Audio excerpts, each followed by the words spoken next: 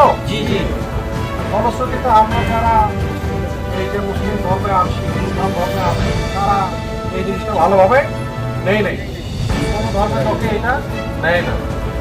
খুব ভালো কথা, এইটা সে করেছে অবিবেচনা প্রসূত এবং একটা ব্যাখ্যানের মতো কাজ করেছে। সে নিজের ধর্ম কতটুকু লালন পালন করে সেটা ভিন্ন কথা, আর একটা ধর্মের প্রতি অন্য একটা সে আঘাত করেছে, তো খুবই স্বাভাবিক কথা। ধর্মপ্রাণ মুসলমান অন্যান্য যারা আছে তাদেরকে ভালো লাগে না, এটা নিয়ে নিজেদের মধ্যে একটা ক্ষোভ বিরাজ করতেই পারে। ক্ষোভটা কতক্ষণ পর্যন্ত থাকবে? ততক্ষণ পর্যন্ত আপনি দেখবেন যে প্রশাসন এখানে কান দেয় না, সরকার কান দেয় না, রাষ্ট্র কান দেয় না, তাই তো?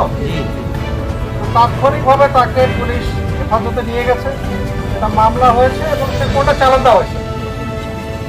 এরপরে আবারও এটা নিয়ে বাদ মাগরিব মিছিল, বাদেশা মিছিল, বাদ ফজর মিছিল, বাদ জোহর মিছিল, এটা তো ভাই আমরা বুঝতেছি এটা কেন।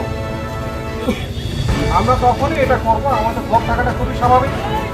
যে এরকম আমাদের মহানবী আসলামকে নিয়ে এরকম কোনো করার অধিকার কারো নাই। ফলশ্রুতিতে যখন সেটা করেছে আমাদের ভোট থাকবে কি স্বাভাবিক। যখনই প্রশাসন তাৎক্ষণিকভাবে তাকে ধরলো, মামলা দিল, কোর্টে পাঠাই দিল, হাতে চালান দিয়ে দিল, এরপরে আবার এই যে ব্যানার করো, প্লাকার্ড করো, ফেসবুক করে দলে দলে এক হও, দুনিয়ার মুসলিম এই সেই